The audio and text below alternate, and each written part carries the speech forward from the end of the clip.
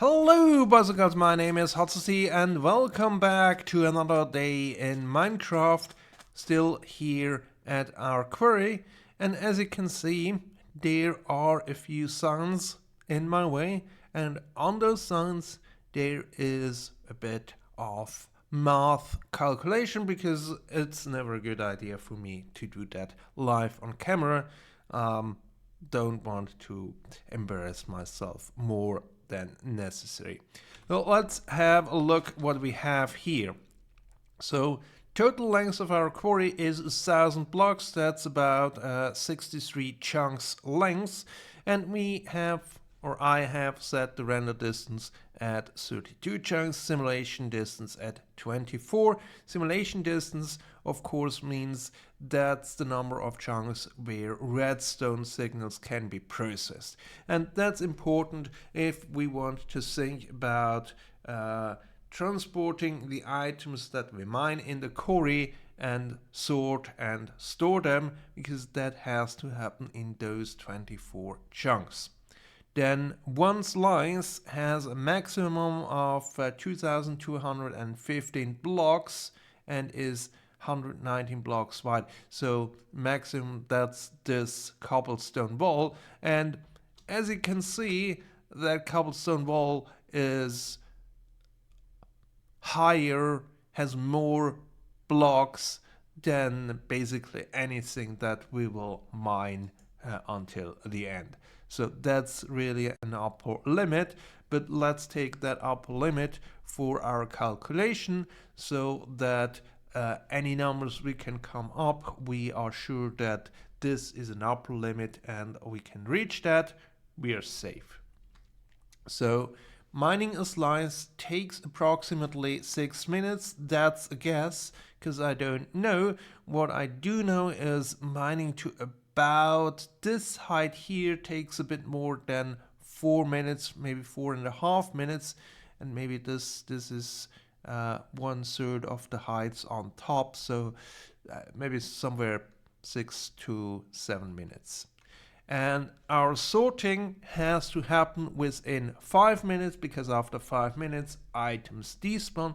So having this is a good thing, because this means the mining of the next slice, which produces more items, will never happen before we are done with the sorting, and our sorting has to happen in 5 minutes, otherwise we are losing items, which we don't want. Then I say that about 1/3 of the blocks that we mine in one slice is cobblestone and deep slate, or deep slate, cobbled deep slate, and that's around 7,340 blocks, or 4.5 shulker boxes full of each of those items. So just to have a rough size there. And a double speed shulker loader takes 5 minutes 45 to fill one shulker. We need about 6 loaders per item to fully process this, and you can see that the shulker loader takes longer than the 5 minutes there, but if we manage to have the sorting in 5 minutes, we can basically have a bit of item buffer that should buffer enough items for the additional 45 seconds. Overall, that means we have 4,500 shulker boxes, or if we pack them in double chests, that's 83 double chests full. And then let's think about how we store them, because we have this problem with the simulation distance.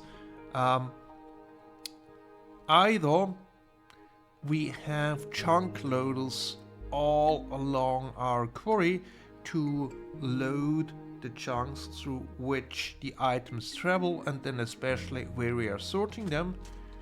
Or we might also have more storage and sorting facilities along the way that are within the area of these 24 chunks where we have simulation. And I decided to go with that option and have storage for cobble and deep slate every 10 chunks, and then channel storage every 21 chunks.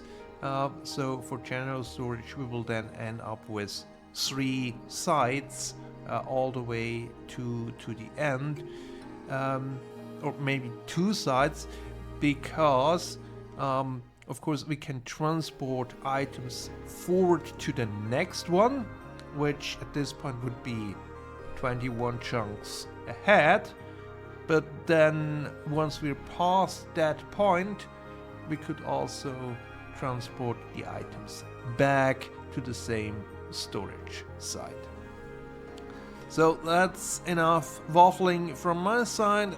Let's measure out some distances so I know where these sites go, and then we can actually do a bit of building.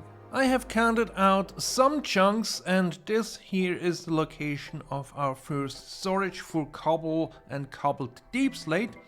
And the way this works with the quarry is item transportation is at the bottom of the quarry, but of course our storage will be up here or even further up, so we do have enough space. So that means here on this side we need a bit of more space. We need a hole aside of this trench so we can have a bubble column bringing things up. And then we will sort out cobble and cobbled deep slate, and everything else will move on in that direction back there to our main storage. And when the quarry has passed this point, the items will then directly move at the bottom forward to that storage. And that's all good. So I think I will add a few blocks, make these holes, so we can start with our water stream layout. Here at the bottom of our quarry, the broken blocks come in here and then fall down there, and this is basically where we need our water channel to collect everything. And as this basically moves forward, we need to make sure that we have a water stream on every block. And usually if you do a normal simple water stream, you have a 1 gap wide space where you break the water stream to start a new one. But what we need here is, let me grab some ice and some cobblestone. We need a 2-way, 2-high gap for the channel. So that's where we will have the normal water stream, but then when the first water stream ends, we have 1 block higher an overlapping water stream, so anything that drops down from above will end up in a water stream nevertheless where we are. And if we have a look here, we can see that occasionally we will have blocks in the way here. So I think I will run another TNT duper all the way this way to get a bit of a trench going on there. because then we also need to have the sides done like this. And let's just do it like that. Then we have water here. And this is where the water stream ends. And in those positions, we need actually packed ice. And the way we do this is we need a bit of science and we need trapdoors. I have them somewhere. Of course, it's in the last chest. So then we have trapdoor here. Let me replace this with a normal block. Sign there. And we will have normal block here and here. Then we can start the next water stream up here, flowing that way. And if we also have this block as ice, the items have enough momentum to move forward, and everything that is dropping here at this location will also be moved forward. However, we also need to consider the time items are traveling in the water stream before they end up in our sorting system, because that's basically time where their timer is decaying. They are already disappearing from the world. So I think we can move the items quite a few hundred blocks, but I think with the setup we move them along at max 350 blocks, and then we have something going on for the sorting. So let's add another 100 blocks, and that adds up to maybe 1.5 to 2 minutes. So we should have about 3 minutes in order to sort the items out. So next steps for me is fixing this trench here and then lay in some of these water pipes, at least up to the first point where we go up, then have a bubble column going up, and then there on top we have some more water action going on. And I think that will do for this episode. Sorting will be a whole other story. The line to the first offshoot is done, and the way we deal with this here is that basically we reroute the water stream and start a new one, which does not align properly with the normal one, but we can have just another one. And then here we can have a bubble elevator going up quite a bit above, because we want to go higher than the highest block that we are quarrying, so we can have all our storage system at the same level, so we don't have to worry that. But of course we also have to consider that we have a moving roof, and that should not, or our storage should not go in the way of our storage system. So let me pillar up here and fill in the water streams, so we can then see what else we need there at the top. The elevator is in place, and we have the first setup for our sorting of cobblestone and cobble deep slate. We have one row for each of the material, and we have some special things here. We have this trapdoor there and this curve here, and what this does is if we add items, they get hauled back a bit at the trapdoor, so they stack up, and by doing that they form fuller stacks instead of single items. That for one is good for the lag, and on the other hand, when picking up, we can pick up a whole stack instead of single items. And due to this curve, the items are aligned on this edge, so they are flowing by on this side, where we will have the sorting mechanism.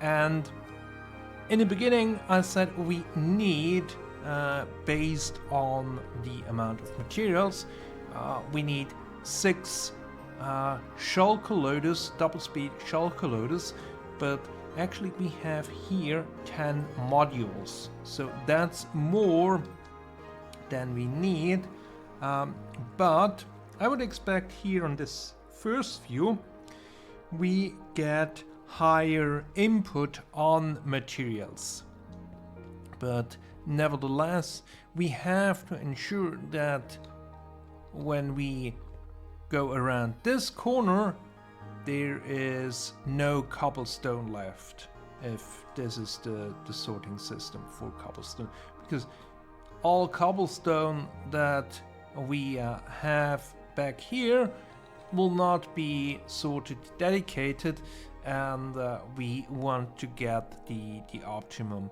out of it. And that's why we have more sorting slots, just to cope with high throughput, and I think that will do nicely. And then here on this side, after we also have sorted out any deep slate, we will go further on in this direction to the next slot, 11 chunks over, where we will sort everything else. This last piece of our outgoing item stream is quite ingenious, or at least I hope it is. What it is supposed to do is reset the despawn timer of our items, and we do that by basically having a line that's fed by hopper minecarts down here that pick up the items. There at the end, the minecarts get yeeted and spit out the items in a new item stream, and the hoppers come back here. So if we turn this on and this, we should see the minecarts going. We see that they do not end up in this area on the other side, and if we then add some things here, we can see they disappear, and probably they end, yeah. Okay, now we have some minecarts, so something is not, yeah. Problem here is I still have to figure out the right speed, because if the minecarts come in too high a frequency, they will overshoot and end up in the water stream. So maybe we need a bit of a slower clock over there, or less minecarts, but that's something I can figure out. So what I will do till next time is continue this line, fixing the issues that we have here, and then we can focus our attention next time on the actual sorting of this part, but also the general sorting in the next section. Until then, goodbye!